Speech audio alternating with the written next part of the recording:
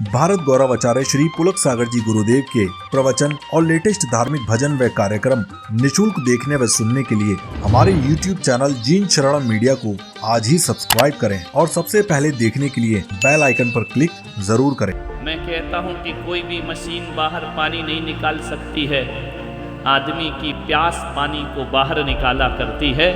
यदि प्यास ना होगी तो मशीन से पानी भी निकलने वाला नहीं है।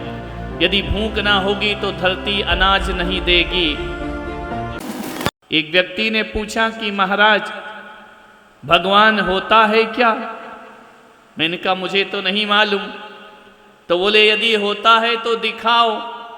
हमने कहा भगवान तो होता है, यदि मुझसे पूछेगा वो दिखाने की बात है तो एक बात याद रखना, यदि तेरे पास देखने वाली आंखें हैं तो भगवान दिखाई देता है, वो देखने वाली आंखें नहीं हैं तो भगवान दिखाई नहीं देता है। और एक बात याद रखो कि आंखों के चर्म चक्षुओं से भगवान नहीं दिखा करते हैं, धर्म चक्षुओं से भगवान के दर्शन हुआ करते हैं। धर्म चक्षु कौन से हैं? वो श्रद्धा के हैं, वो विश्वास के हैं, वो लगन के हैं। भगवान किस किस रूप में कब कैसे दर्शन दे दें ये हम भी नहीं जानते और आप भी नहीं जानते हैं। आज जो भी जीवन अपना चल रहा है वह भगवान के द्वारा ही चल रहा है, उसकी कृपा है। आज जितनी भी दौलत है तुम्हारे पास ये मान करके चलना वो तुम्हारी नहीं है, वो देव शास्त्र गुरु की बदौलत तुम्हारे पास दौलत है।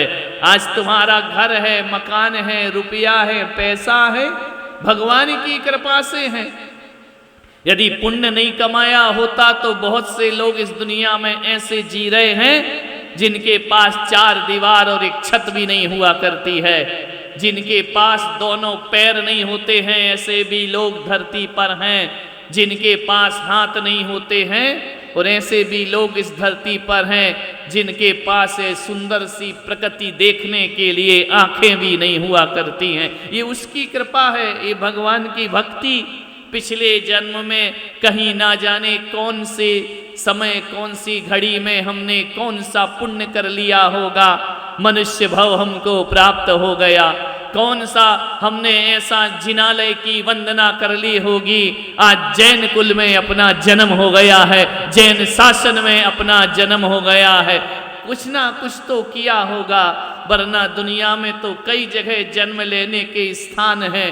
भोग विलास की दुनिया में भी हम जन्म ले सकते थे, लेकिन हमने भारत जैसे देश में जन्म लिया है जहां पर हम ही नहीं, साधारण लोग ही नहीं, तीर्थंकर जैसी आत्माएं भी जन्म लिया करती हैं। महापुरुषों का जन्म इस भारत भूमि पर होता है। अभी अमेरिका में, चाइना में, जापान में पैदा हो जाते, क्या मिलता? ना धर्म मिलता, ना पूजा, ना पाठ, ना विधान। जो कुछ थोड़ा बहुत वहाँ चल रहा है ना, वो हम भारत के लोगों ने ही वहाँ तक धर्म पहुँचाया है, वहाँ तक अपनी संस्कृति को पहुँचाया है। हमने ही तो किया है सब कुछ। ध्यान रखिए, ऐसी धर्म के प्रति जो प्रगाढ़ आस्थाएं रखते हैं उनके घर में फिर किसी लक्ष्मी की पूजा की जरूरत नहीं होती है। रिद्धि सिद्धि उसके दरवाजे पर खड़ी रहा करती हैं, हाथ जोड़ करके, जिसकी आस्था जिनेंद्र भगवान पर हुआ करती है। एक शख्स था जो कहीं जा रहा था बड़ी बहुत रफ्तार से, उसके पास वक्त नहीं था, बहुत बिजी था। वह बड़ी तेजी से एयरपोर्ट की तरफ गया। जैसे एयरपोर्ट के अंदर गया, जाकर के फ्लाइट में बैठा, उसे बहुत जरूरी काम से कहीं जाना था। उसके पास बिल्कुल एक एक मिनट कीमती था। जैसे फ्लाइट में बैठता है, थोड़ी दूर फ्लाइट उड़ती है, उड़ करके जाती है। ये घटना है बहुत महत्वपूर्ण। वह फ्लाइट उड़ करके जाती है, इतने में फ्लाइट में ऐलान होता है कि जो भी पैसेंजर बैठे हैं कृपया ध्यान दें, हमारा रेडियो सिस्टम गड़बड़ हो रहा है, इसलिए हमें अपना फ्लाइट पास के एयरपोर्ट पर ही लैंड करना पड़ेगा। उस आदमी के पसीने छूट गए। उसको एक कॉन्फ्रेंस में जाना था, आज जाना था, अभी जाना था। उसने कहा ये क्या हो गया, यदि मैं लेट हो गया तो कॉन्फ्रेंस में नहीं पहुंच पाऊंगा। उस आदमी ने सोचा कि ये कॉन्फ्रेंस केवल मेरे लिए रखी गई है, मैं ही नहीं पहुंचा तो क्या होगा। बहुत परेशान हो गया, लेकिन क्या करे, मजबूरी थी, मौसम की खराबी, बारिश का मौसम। उस फ्लाइट को लैंड करना पड़ा एयरपोर्ट पर। वह घबराया सा उतरा, जाकर के कैप्टन से बोला कि ये गलत किया तुमने, मेरी जिंदगी का सवाल है, मेरी बहुत महत्वपूर्ण कॉन्फ्रेंस छूट गई, मैं कैसे पहुंचूंगा वहां। एयरपोर्ट में विवाद कर रहा था। विवाद से होता क्या है, कुछ हल तो निकलने वाला नहीं। अब फ्लाइट तो उड़ने वाली नहीं है। बाजू में एक सज्जन खड़े थे, उन्होंने कहा कि आपको कहाँ जाना है। बोले मुझे अमुक जगह जाना है। उस व्यक्ति ने कहा अब ज्यादा बहस मत करो, बाहर से टैक्सी पकड़ो, 2 घंटे में पहुंच जाओगे आप वहां। बोले 2 घंटे में पहुंच जाऊंगा। बोले हाँ। उसने कहा धन्यवाद। उसने टैक्सी पकड़ी और गया।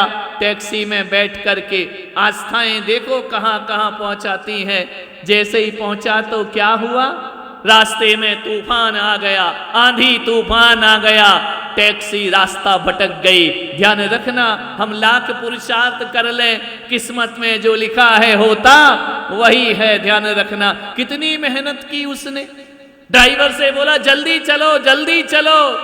अब इतना आंधी तूफान, बारिश, बिजली चमक रही है, जाना जरूरी है, रास्ता भटक गया। ड्राइवर ने गाड़ी खड़ी कर दी जंगल में कि मैं तो रास्ता ही भटक गया बाबूजी, जाना कहाँ था।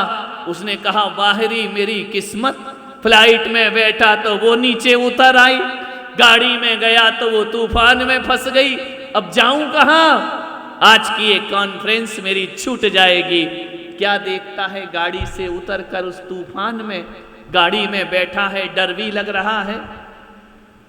उसने देखा जंगल में एक छोटा सा मकान बना है। जैसे ही गया, बोले चलो इस मकान की शरण लेते हैं, आश्रय लेते हैं। गया, दरवाजे खटखटाए, भीतर से आवाज आई जो भी हो अंदर आ जाओ। दरवाजा खुला हुआ है, आंधियां चल रही हैं, तूफान है, जो भी है वह अंदर आ जाए। जैसे ही वो व्यक्ति अंदर पहुंचा, एक बुढ़िया मालूम है क्या कर रही थी, भक्ताम्बर जी का पाठ कर रही थी बैठकर तूफान में। भक्ताम्बर जी का श्लोक पढ़ रही थी, घबराहट में जंगल में बैठी थी। भक्तामर प्रणत मोली मणि प्रभाण पढ़ रही है वह श्लोकों को। उस जैसे ही वो आदमी पहुंचा, उसने कहा कि माँ तुमने मुझे पनाह दी, मैं तुम्हारा बहुत बहुत शुक्रिया करता हूं। उसने कहा ये सब मत करो। कैसे आए, बोले तूफान है, रास्ता भटक गया हूं, मैं तुम्हारा फोन यूज कर सकता हूं। बुढ़िया ने कहा कि फोन, मेरे घर में तो बिजली भी नहीं है, फोन कहाँ से होगा, जंगल में रहती हूँ, मेरे पास टेलीफोन नहीं है, मोबाइल नहीं है मेरे पास। उस आदमी ने कहा यार आज मेरी किस्मत को हो क्या गया, सुबह से फ्लाइट में बैठो तो वो उतर गई, गाड़ी है तो रास्ता भटक गई। इस बुढ़िया के पास आया तो इसके पास फोन वगैरह कुछ भी नहीं है। वो आदमी सिर पर हाथ रख करके बैठ गया, आज मेरी महत्वपूर्ण कॉन्फ्रेंस छूट गई, मेरा फ्यूचर बिगड़ गया, आज मुझे वहां जाना था जरूरी।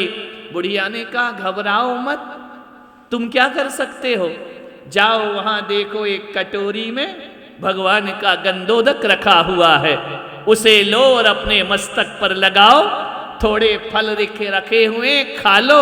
मुझे लगता है कि सुबह से भूखे हो, खाना नहीं मिला है, थोड़ी शक्ति आएगी, ताकत आएगी। बोली माँ जी मुझे बहुत जरूरी काम से जाना है। बुढ़िया ने कहा जीवन से जरूरी तो कुछ नहीं हुआ करता है ना, जीवन को क्यों खराब कर रहे हो, पहले कुछ खा लो। वो फल खाने लगा, गंधोदक मस्तक पे लगाया। बुढ़िया क्या कर रही थी, भक्ताम्बर पढ़ते जा रही थी और उसके बाजू में एक 4-5 साल का बच्चा लेटा हुआ था। वह काव्य पढ़ती और बच्चे को हिला देती बार बार। उस आदमी ने कहा कि ये क्या करती हो माँ, इसको क्यों हिला रही हो। बोले मैं क्या बताऊं, तुमने फल खा लिए, गंधोदक लगा लिया। ये बच्चा जो है ना बहुत बीमार है, ये मेरा पोता है, 4 साल का है, इसकी जन्म देते ही माँ की मृत्यु हो गई।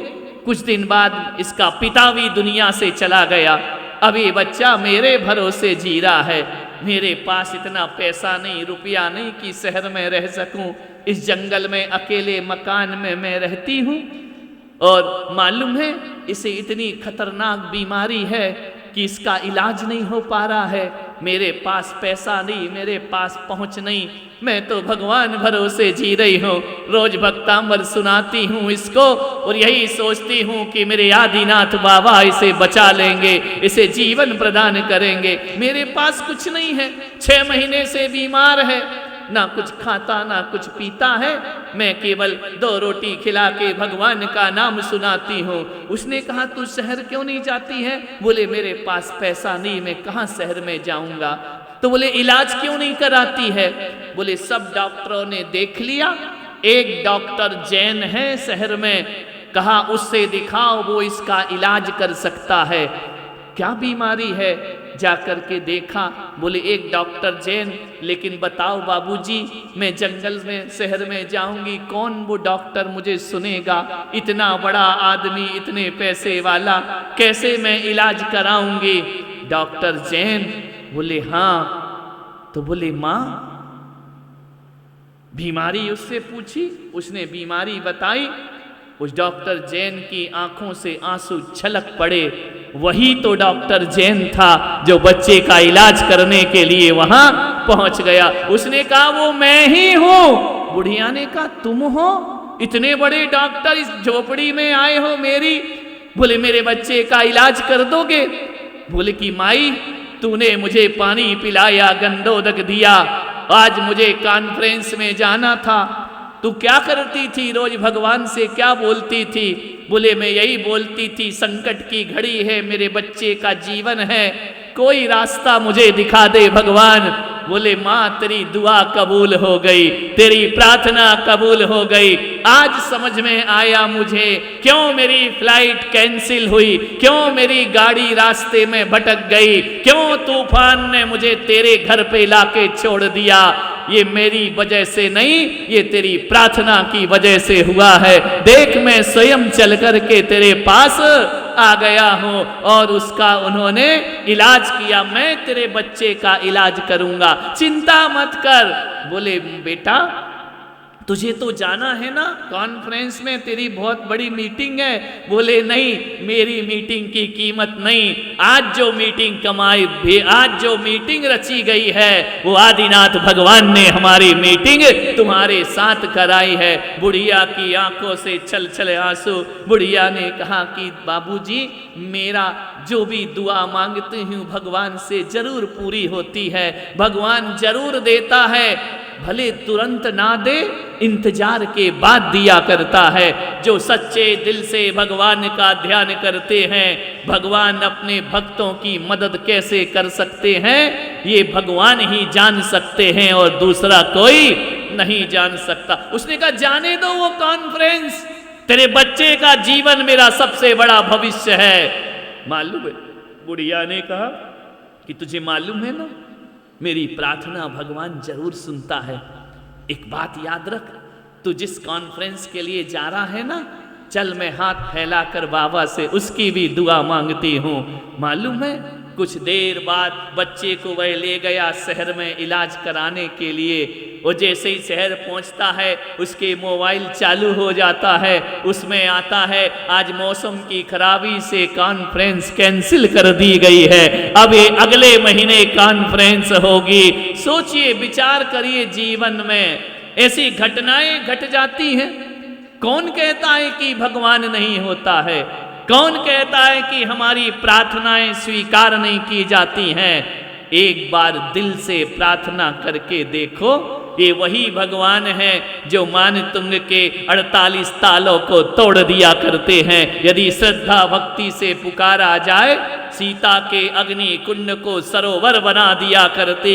लेकिन हमारी आदत ये है कि हम ये सोचते हैं कि यार यार यहाँ बोलो और वहाँ तुरंत हमको प्राप्त हो जाना चाहिए है। सुना ना कि मुनिराज के आहार हो तो घरों में रत्नों की वर्षा होती है। आदमी सोचता है यार यहाँ गिरास रखो और वहाँ रतन बरस जाना चाहिए। बाहर झांक झांक के देखता वर्षे की नहीं वर्षे हैं। विचार कर, जहाँ शंका है, जहाँ संदेह है, सम्यक दर्शन का पहला अंग निशंकित अंग हुआ करता है। निशंक होकर भगवान की भक्ति करो, निशंक होकर भगवान की आराधनाएं करो। जो काम नहीं होते वो काम अपने आप हो जाया करते हैं।